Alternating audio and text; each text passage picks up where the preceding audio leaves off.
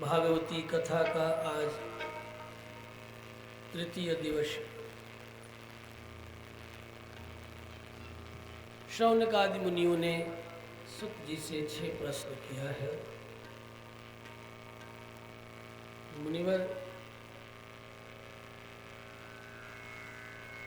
सुत जी प्रसन्न होकर शौनकादि मुनियों को नैमिषारण्य में ये कथा सुना रहे हैं। गंगा के तट पर शापग्रस्त परीक्षित को मुनिवर सुखदेव सुनाने के लिए पधारते हैं।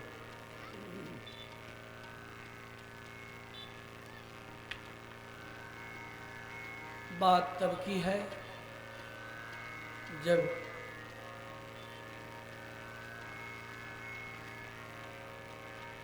कुरुपंडमों का युद्ध हो चुका है। लगातार 30 वर्ष 3 अश्वमेध यज्ञ करते हुए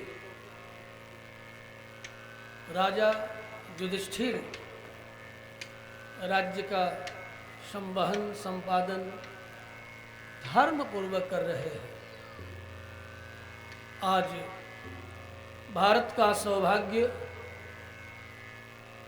इस दृष्टि से है, युधिष्ठिर सुबंधु सुधन्व शुंग वंश इत्यादि के पश्चात इस प्रजातंत्र में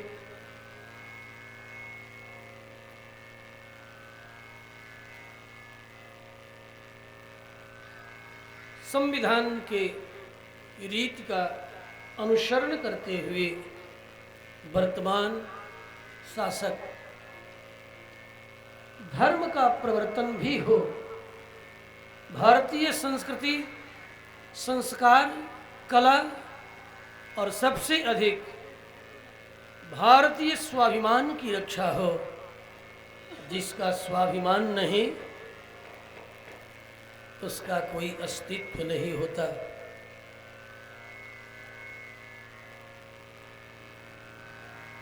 बंधुओं, एक बात ख्याल रखना, मैं इस ढेलहारी ग्राम के पवित्र सरजू के निकट इस भूमि से मैं संपूर्ण भारतवासियों के निमित्त उद्बोधन कर रहा हूँ कि जिस राष्ट्र में धर्म सुरक्षित नहीं रहता वह राष्ट्र नष्ट हो जाता है।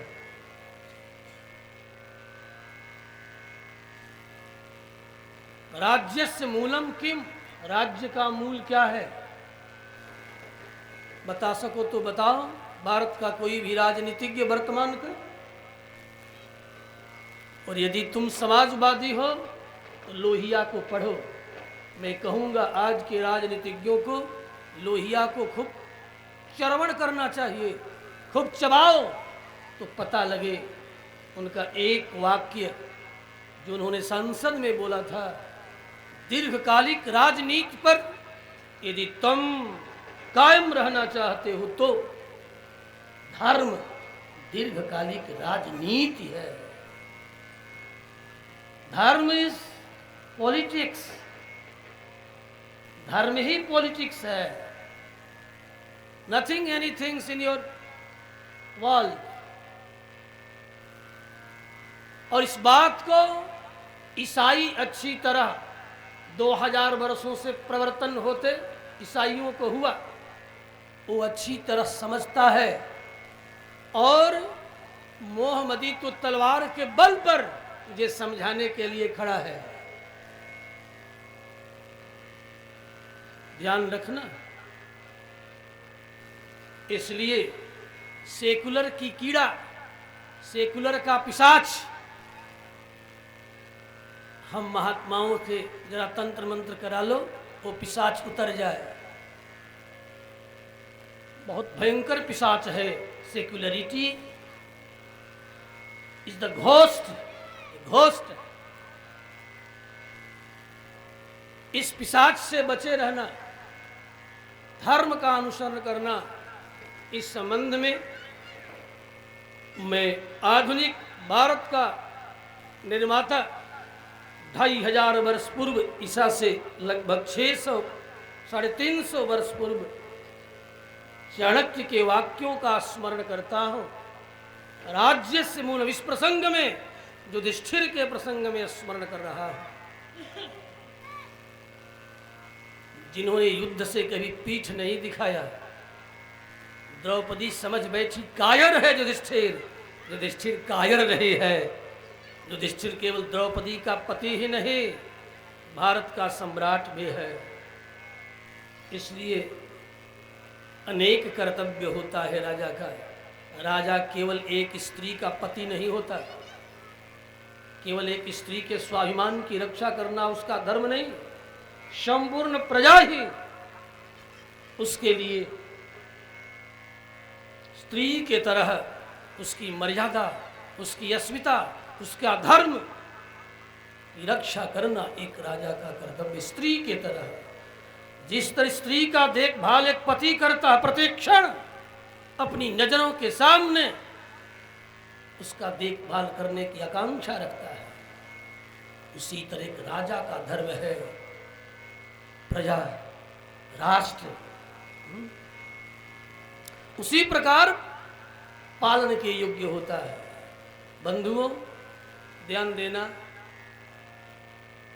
राजपीठ से बड़ा सदा से व्यासपीठ रहा है, और इस व्यासपीठ ने अब तक हमने हिरण्यकशिपु के घर में प्रहलाद को उत्पन्न करके देवर्षि नारद के रूप में, वे भी व्यासपीठ के व्यास हैं, देवर्षि नारद के रूप में हिरण्यकशिपु के ही तेज से प्रहलाद को उत्पन्न करके हिरण्यकशिपु के राज्य को उच्छिन्न कर दिया। मेरा नाम नारद है, मैं व्यासपीठ पर बैठा हुआ व्यक्ति, वह व्यक्ति नारद है, वह व्यक्ति सुखदेव है, वह व्यास है। व्यासपीठ पर व्यास ही होता है, इसलिए व्यासाय विष्णु रूपाय, व्यास रूपाय विष्णु। यही भावना आज भी कार्य करती है। एक शिष्य भी यदि समाराधित व्यासपीठ पर बैठता है तो व्यास समझकर गुरु भी उसका आदर करता है। आपने तो बहुत बार देखा है, माल्यार्पण करते हुए पूज्य हमारे ब्रह्मचारी जी महाराज को, जिनके चरणों में 1000 बार भी नमन करूं तो कम है, लेकिन मर्यादा, धर्म की मर्यादा कोई सीखे और इन महात्माओं से सीखे,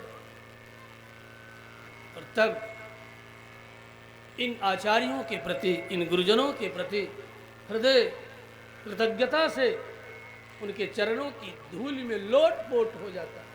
परमात्मा भी यहाँ आता है। जब रावण और कुंभकर्ण धर्म की मर्यादा को उच्छिन्न कर रहे थे, ध्यान से सुनना, ये भागवत है, भागवत हमें भक्ति और ज्ञान इन दोनों के साथ, भक्त्या भागवतम ज्ञेयम, भक्ति से, श्रद्धा से सुनो, कुतर्क से नहीं। कुतर्क करोगे तो कुछ भी समझ में ना आएगा, क्योंकि मैं स्वतः कुतर्क की भाषा ही नहीं बोलता, तो भावों की भाषा बोलता। और व्यासपीठ भावों की ही भाषा बोलने के लिए, कुतर्क के लिए नहीं है, तो एकमात्र सतर्क के लिए है। जिस तर्क में प्रमाण हो, वेदादि शास्त्र शब्द प्रमाण हो, क्योंकि शब्द प्रमाण स्वतः प्रमाण।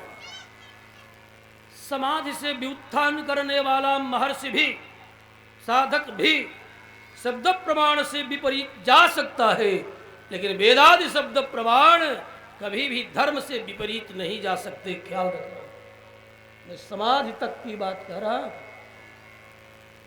योग की अंतिम दशा है समाधि, समाधि के बाद योग की और कोई दशा नहीं। जब नियम आसन प्राणायाम प्रत्याहार ध्यान धारणा ध्यान, उसके बाद समाधि। अष्ट अंगान,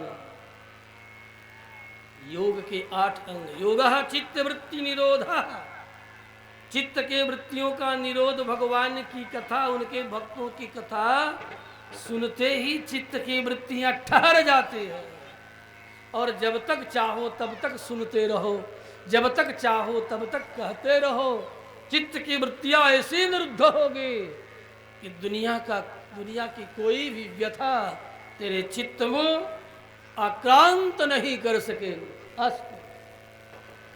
तब वशिष्ठ ने राम को पैदा किया हो, किसने किया? व्यासपीठ ने। वशिष्ठ ने राम को पैदा किया। इसलिए भारत के विधर्मियों को कान खोल करके अब सुन लेने की जरूरत है। तूने अपना हिस्सा 47 में ले लिया है, तेरा 1 इंच जमीन यहां नहीं है। तेरा जितना % था हमने 47 में दे दिया है, अब तुम्हें छोड़कर जाना होगा। 1 इंच जमीन पर किसी भी विधर्मी का अधिकार नहीं है, क्योंकि बिहार के लोग इतिहास पढ़ा उठा करके, यहाँ के लोगों ने भी वोट किया था कि मुझे पाकिस्तान चाहिए, और रातों ही रात तेरी बुद्धि बदल गई। तब पढ़ो 47 का भाषण सुनो, पटेल ने क्या कहा है कलकत्ता में। रातों ही रात तुम्हारी बुद्धि बदल गई। रात ही रात कल तक ले रहा था, रातों ही रात तुम्हारी बुद्धि ऐसी बदल गई कि मैं नहीं जाऊंगा, पाकिस्तान नहीं जाऊंगा। बड़ा बहस चल रहा है। इसलिए अब व्यासपीठ भी सतर्क होकर स्पष्ट बोल रहा है। क्यों बदल गई तुम्हारी बुद्धि? क्योंकि हमें पता था कि तुम 4 बीवियों से 40 बच्चे उत्पन्न करोगे, यही तुम्हारी नीति। और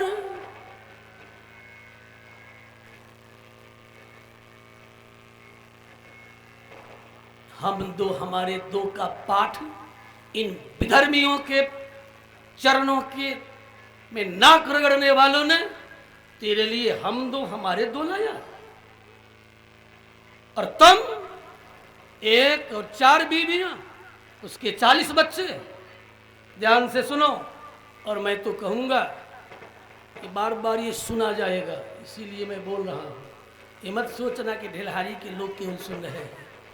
जुड़े हुए आज लाखों लोग सुन रहे हैं मुझे, और लोग सुनेंगे, और सुनाने के लिए ही बोल रहा हूं। ये न सोचेंगे श्रीमान पशुपति सिंह है कि दादा हमारे द्वार पर कुल का कहता हुआ, ये तो हमारे राजनीति डुबा दी है। हा?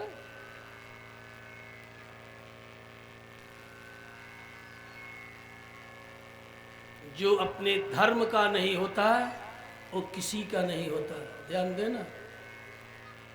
और अनेक उदाहरण इतिहास में पढ़ लेना, और इतिहास तो अवश्य पढ़ना चाहिए। इतिहास शिक्षा लेने के लिए है, इसलिए इतिहास जरूर पढ़ो। और कुछ पढ़ो चाहे मत पढ़ो, इतिहास और अपना भूगोल अवश्य पढ़ो। और अपने पूर्वजों की भूमि को देखो जा करके कि कहाँ तक। मुझे याद है बचपन में हमारे बड़े पिता, यद्यपि मैं सन्यासी हूँ, तो मुझे ले जाते थे कहा झारखंड साहिबगंज। आज आपको बात बता, और तब मेरी अवस्था कंधे पर बैठने की थी, फिर भी ले जाते। क्यों? क्योंकि मैं अपनी पीढ़ी का सबसे बड़ा था। आज आपको रहस्य खोल रहा हूं। आज मुझे इसका बोध है कि आखिर क्यों ले जाते थे। अपना खेत खलिहान दिखाने ले जाते थे, और बचपन में कहते थे कि बेटा देख, ये एक ही चक 100 बीघे का है। तुम्हारे पर दादा के पिता ने एक ही चक 100 बीघे का काटा। आज वह जमीन पानी में, गंगा में है, और सरकार उसका टैक्स मछली बेच करके ले रही है। एक बार 10 बीघा जमीन निकला भी, मुझे याद है कि मैं गया था केलाई छिटवाने के लिए। आज आपको बता रहा हूं कि क्यों कह रहा हूं, आत्मवृत्त नहीं कहना चाहिए। मतलब वर्तमान की पीढ़ी जो पुरानी है, इन्हें अपने खेत खलिहान को देखना चाहिए। बच्चों को दिल्ली, कलकत्ता, बंबई, अमेरिका, जापान भेजो पढ़ने के लिए, बुलाओ पुनः घर और अपने खेत खलिहान दिखाओ। नहीं तो 2000, 4000, 10,000 की माल गुजारी के बाद पता चलेगा कि जिससे मैं माल गुजारी पर दिया था अपनी जमीन, उसकी आने वाली 3 पीढ़ियां कह रही है कि मेरी जमीन है, क्योंकि मेरे पिताजी जोत रहे थे। पिताजी ही नहीं, मेरे परबाबा भी इस खेत को जोत रहे थे। लिया था तो माल गुजारी पर, लेकिन 4 पीढ़ियों तक छोड़ दिया। यही तो तुम्हारे लल्ला कानून लेकर के बिहार में आए थे, लेकिन अभी दबा हुआ है। जो आएंगे लल्ला जी, त्यों पूरा ये कानून जगेगा कि जो खेत जोते जमीन का मालिक वही। इसलिए खेतों में बगीचा लगाओ, अपने हाथों से लगाओ, मत दो किसी को माल गुजारी पर। मैं तुझे सावधान करता हूँ जमीन के मालिकों, क्योंकि देश बहुत बिगड़ चुका है और ये राजनेता किसी के नहीं हैं, अपनों के सगे नहीं है। ध्यान देना, चोर ही है सब, कोई ही अच्छे हैं। उन अच्छों का गुणगान करो, उनके साथ खड़े रहो और चोरों से सावधान रहो। मैं युधिष्ठिर के प्रसंग में इस बात को कह रहा हूं। कैसा राज्य उस समय युधिष्ठिर का है? कहा नदियां भर भर करके बहती है। आप कहोगे ये कौन सी बात है कि नदियां भर भर करके बहती है? कहा ज्येष्ठ के महीना में नदियां भर भर करके बहती है, और पुनः उधर पौष के महीना में भी नदियां भरी हुई है। नदियों का भरना, नदियां जीवन है, नदियां जीवित है, प्राणी मात्र का जीवन है नदियां। इसलिए जल की ओर भी सावधान रहो। यहाँ तक कि गायें, युधिष्ठिर के राज्य में गायें, जहाँ धर्म का राज्य होगा वहाँ सब कुछ सुख, शांति और सुव्यवस्था होगी। धर्मराज है युधिष्ठिर।